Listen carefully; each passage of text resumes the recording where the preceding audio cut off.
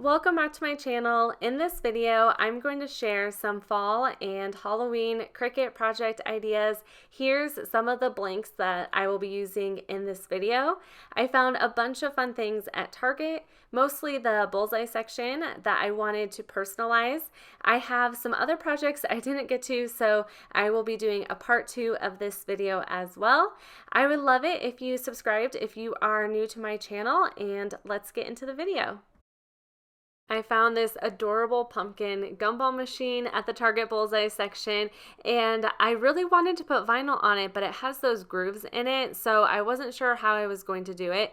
But somebody on my Instagram stories said put a little border around that smooth neck part of it. This was $5, and I'll open it up so you can see the inside of it. It goes all the way down so you can fit tons of candy in there. I'm going to create a guide in Cricut Design Space, so I'm measuring this area so I can make it that size. The height of it is 0.5 inches, so we'll see how the vinyl is going to work on this. I'm also measuring around the whole thing so I can kind of know how long to make my border. Now that I've measured the jar, I will grab a guide and make it the same size as that little border area. I'll unlock it. The circumference was 10.5 inches and the height was 0.5. It's not very big at all, so hopefully the Cricut will cut out the vinyl okay. I'll switch this to a guide. I'll be adding candy corn into this, so what I want to do is have the center say candy corn, then I want to have a little border of candy corns around it. I am just going to go into my Cricut images to find one. I think I'll grab this one on the end and I'll add it to my canvas.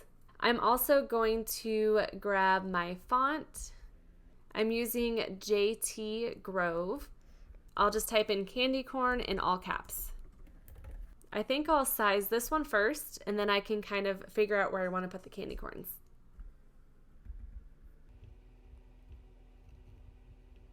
That looks good. I'm going to center this so I can kind of figure out my sizing for my candy corn. I'll highlight over both of these, go to align center. Now I'll just grab my candy corn and make that fit inside my guide. That looks good. I'm going to duplicate this, and I think about 4 will be good for each side. To line this up, I am just going to select each one. I'll come up to my align, I'll hit distribute horizontally, then I will hit distribute vertically. To make it easier for the other side, while I have all of these selected, I am just going to duplicate this again. So it duplicates all 4 of them and they're already all lined up, and I'll bring those over here. I think the hardest part with this is going to be figuring out the spacing on both sides when they kind of connect to make sure it looks about even, but I feel like that looks pretty good. For candy corn, I think I'm going to make it yellow since the jar has a lot of orange on it already. The last thing that I'm going to do to make it a little bit easier is I am going to attach all the oranges, all the yellows, and all the whites, but I'm only going to do it for each side. I think that will be the easiest way to line it up on my jar. All of the candy corns are grouped together, so I need to go in and hit ungroup.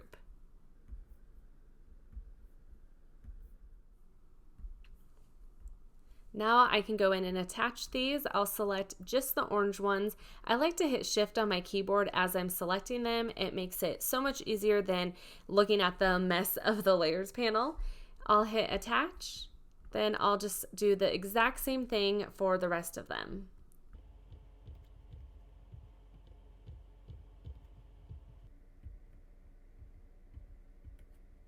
I think that looks great. I'll hit make it.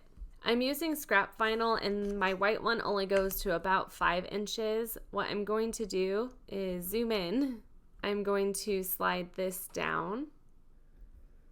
I'm going to do the same thing for the orange and for the yellow. Because these vinyl pieces are going to be so tiny, I am going to use the washi tape setting. This setting is excellent if you have really fine cuts. I place my white vinyl down first, then I'll have the Cricut cut it out. This is just the best project for scrap vinyl. I have a whole bin and I just grabbed my vinyl out of my folders, and it's just really nice to be able to use it up and not spend too much money. Now I'm ready to weed my vinyl. The washi tape setting is such a game changer. Look how well these tiny pieces are weeding out. I'm also using permanent StarCraft vinyl, which is a great quality vinyl. Oracal 6x1 is another good one too.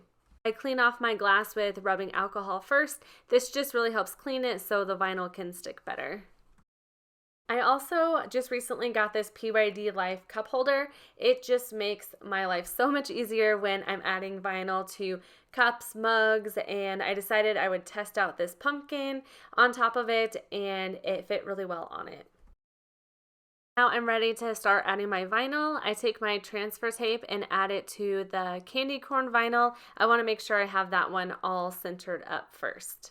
I line it up, then press my vinyl down. After that, I remove the transfer tape. For some reason, I was just having the hardest time removing this transfer tape, and I usually don't have any issues with vinyl on glass, and I never have issues with this transfer tape. So I don't know what was going on. It just really did not want to stick. Even though I was struggling with it, once it's on the glass and it cures, then it should be able to hold up well on it. I'm ready to add my candy canes. Oh, it's not Christmas, candy corns, but I placed both sheets down just to make sure that they're gonna fit and make sure I measured correctly. Attaching the whole row was really a nice way to do it because it just makes sure it's all evenly spaced out. I remove the transfer tape, then I turn it onto the other side and add the other bottom layer.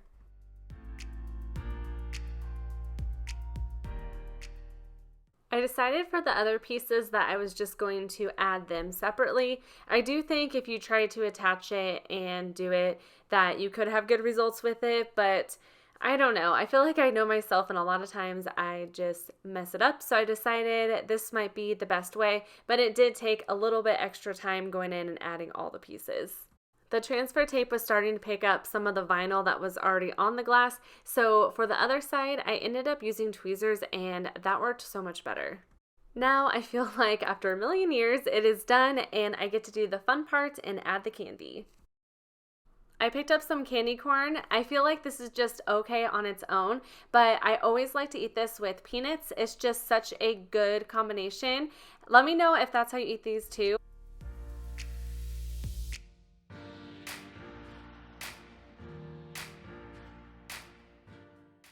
Here's how this turned out. It's just giving me all the fall vibes. I'm going to put it in my kitchen. I have a little tiered stand that I'm gonna set it on and I just think it looks so cute.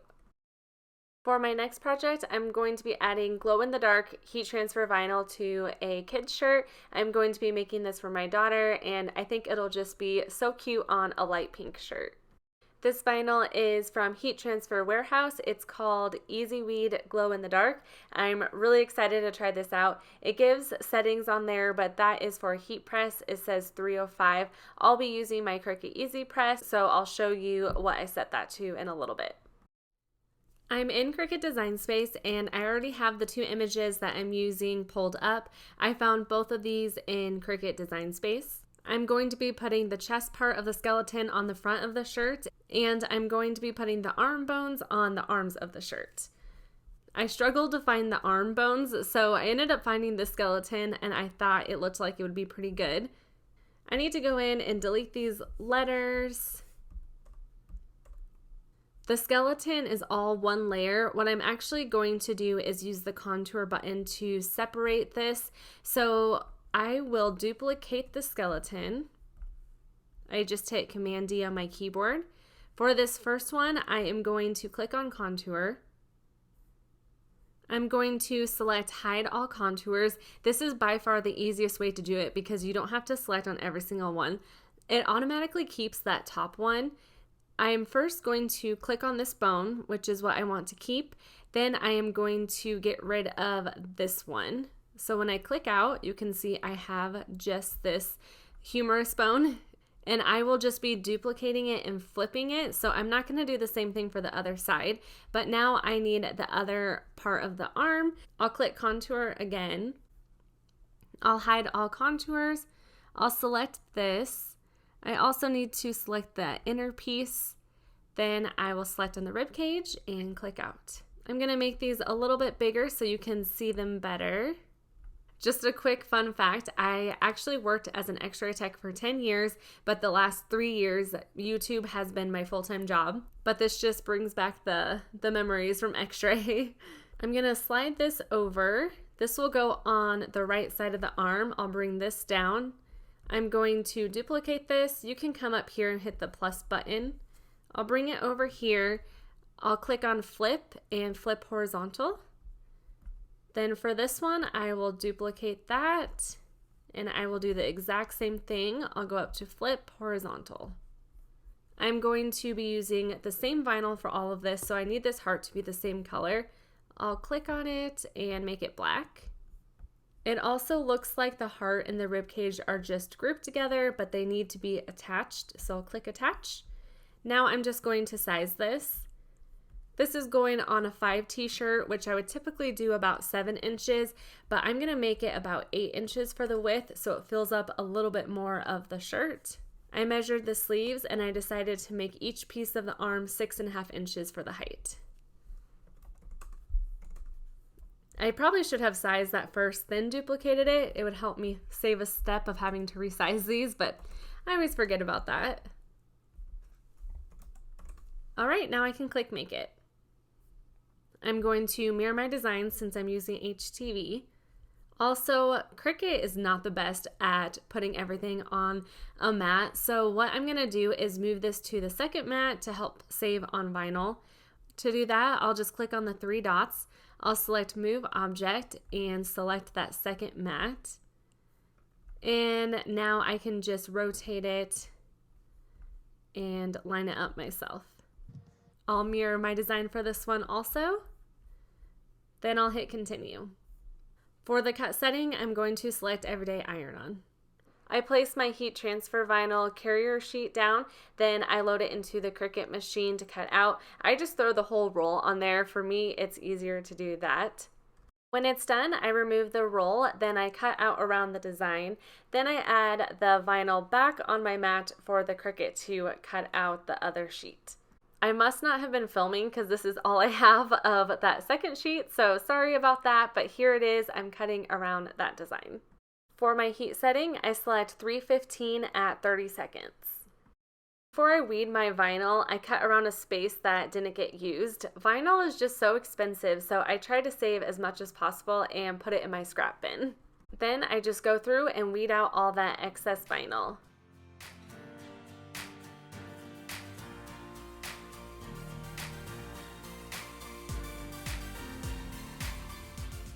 I place my shirt on my easy press mat. I like to fold it in half, and when I go in to preheat my shirt, it creates a crease right down the middle, so I know exactly where the middle of my shirt is. I've been doing this for years, and it just makes it so easy. I place my t-shirt ruler guide down, then I just line up my vinyl. I place my Teflon sheet on top, then place my Easy Press on top of that. From this view, it looks like my Easy Press is over that crease of the collar. I don't think it is because I usually try to avoid that, but it's hard to tell and I can't even remember, to be honest. This is a warm peel, so I just start removing my carrier sheet. There was a piece that I zoomed in on here that was picking up a little bit, so once I got that carrier sheet totally removed, I placed my Teflon sheet back on top and press my Easy Press on top of it for a little bit longer. You want to see the fibers of the shirt going through the vinyl, and when I was done with this, you could see that. Now I'm ready to add my arm bones to the sleeve.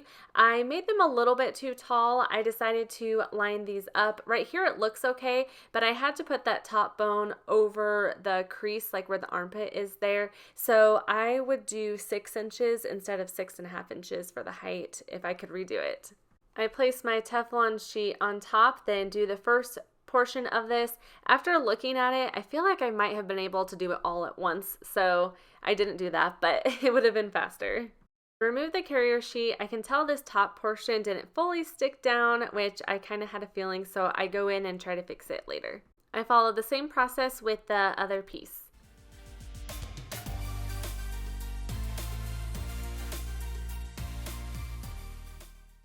I totally forgot to preheat the other sleeve, so I'm doing that with this one, then I add the vinyl just like I did before.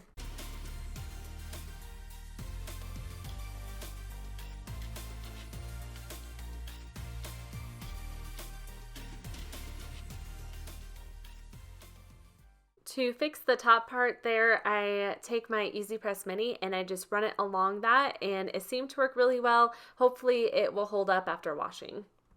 Here's how the shirt turned out. I think it just looks so cool. I think my daughter will love it, and look how neat this looks glowing in the dark. For my next project, I found these Halloween jelly bags at the Target Bullseye section, and I snagged them up. I thought they were just too cute. Jelly sandals were really in when I was a kid, so I thought these were super fun. I found a bat, pumpkin, and cat, so perfect for all three of my kids. They come with these little flags where you can write who it's to and from, but I thought it'd be so fun to use my Cricut to add my own personalized tag. These bags were each $5, and I thought I could make little boo baskets to give my kids on October 1st and fill up some goodies inside. I found quite a few other things to fill it with at the Target Bullseye section, and a couple of those things I'm also going to personalize in this video. I'm going to be using these ghost acrylic tags. I realized the one on the left is shaped differently, but I have 4 of them, so I ended up using the other one that looked the same. I'm going to paint one side with white acrylic paint, and then on the other side I will be adding black adhesive vinyl to them. These have protective sheets over them. I just removed the one side I'm going to paint. It works really well to help not get paint on the other side. I take my paintbrush, I dab a little bit of it off because I don't want a ton. It just gets a little messy if I have too much paint on my brush. But then I just go in and paint one coat on each ghost. I also like to grab a baby wipe and just run it along the edge when there's paint on the sides. It just helps clean it up a little bit.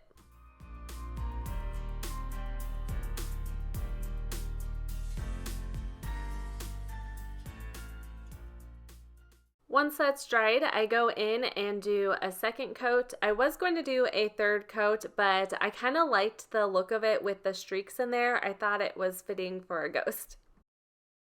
Some of the paint was globbed up a little bit around the eyes, so I just took a thin paintbrush to help me remove that. Once that's done, I add Mod Podge. You don't necessarily have to do it, but it does help protect it from the paint chipping. Here's what the ghosts look like with the paint on them. Just seriously so cute. But now I'll show you in Cricut Design Space how I do the font. For this project, I am going to find a font and size it. On the website that I found the ghost acrylic, she actually has templates that you can put in Cricut Design Space to help with sizing, which is just really cool. I'm going to upload that. Somehow I have 3 of these. I'll just click on this one. I just want the ghost, so I am going to delete that one. On her website, it says that the ghost acrylic is 2.5 inches for the width and 3.25 inches for the height. So it looks like it's not exactly that, but close enough. I'll grab my font now. This one is called Farmhouse Pumpkin. I found it on Creative Fabrica. I'm just going to type in my kids' names. One thing that I don't like about this font is the letters that have the dots show up like that, even if I try to do a capital. If it was just for Quinn, I think I would just leave it, but because it's like that for Josh's first letter in his name, I'm going to fix that here in a little bit. But first what I'm going to do is just figure out my size for these. I'm just going to make this smaller and make it fit inside of the ghost to kind of just give an idea of what size I want to make it. I think that looks good.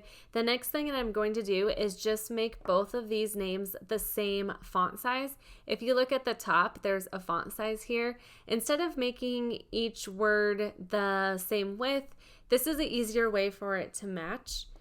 So the font size for Quinn is 22.88. So I am going to copy that and then I will paste it for the other 2. Okay, now that I have that, I'm going to fix the dot to these eyes.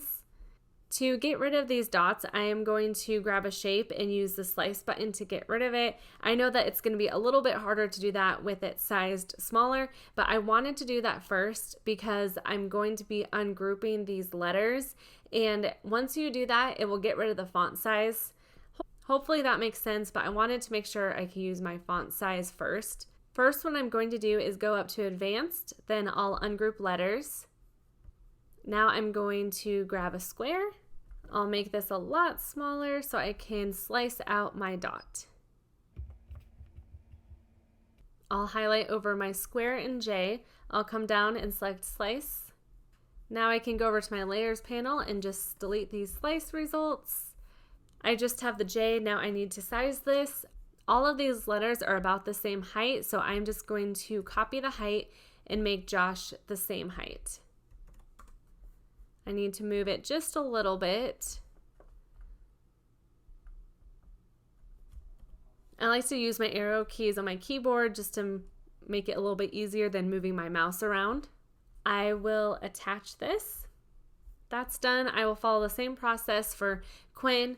Obviously, this is kind of a pain, so you can easily just choose a different font. The problem is sometimes when I find a font that I want to use, I have a difficult time trying to find another font that I like, so I decided it was worth it to me to do this. So I'm going to ungroup the letters and grab my shape.